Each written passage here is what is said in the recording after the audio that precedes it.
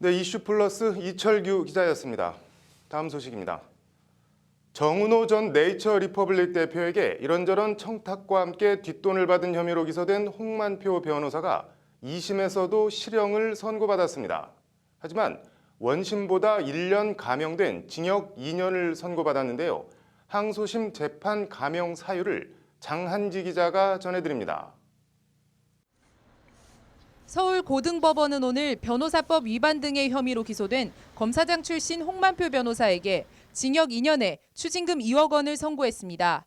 홍만표 변호사가 받는 혐의는 모두 3가지입니다.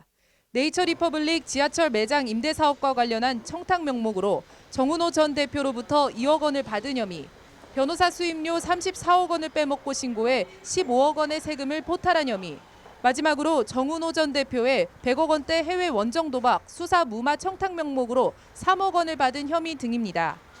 앞서 1심은 이 3가지 혐의를 모두 유죄로 판단해 징역 3년에 추징금 5억 원을 선고했습니다. 하지만 항소심 재판부는 이 가운데 원정 도박 수사 무마 청탁비조로 받은 3억 원은 무죄로 판단해 1심보다 1년 줄어든 징역 2년을 선고했습니다.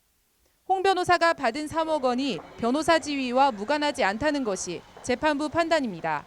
항소심 재판부는 3억 원을 청탁 명목이라고 단정할 수 없다며 범죄 혐의가 합리적 의심을 배제할 정도로 증명됐다고 보기 어렵다고 말했습니다. 홍 변호사가 정식 선임계를 내기 전 서울중앙지검을 찾아가 3차장 검사를 면담한 건 부적절하지만 당시 특별히 수사에 대해 청탁한 사정은 보이지 않았다는 게 무죄 판단 근거입니다. 홍만표 변호사는 이후 변호사 선임계를 내고 정은호 대표를 변론했습니다. 반면 이와 관련 1심은 변호인 선임계를 내지 않고 개인적으로 수사 책임자를 만나 정보를 묻거나 파악하는 건 부적절한 사적 접촉이라며 유죄를 선고한 바 있습니다.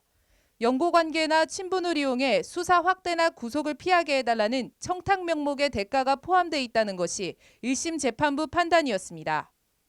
청탁과 함께 돈을 받았지만 나중에 변호사 선임계를 제출했으니까 해당 3억 원은 청탁 명목이 아니라 변호사비라는 게 오늘 항소심 판단입니다. 이 때문에 이른바 몰래 변론의 허용 범위를 놓고 논란도 예상됩니다. 법률방송 장한지입니다.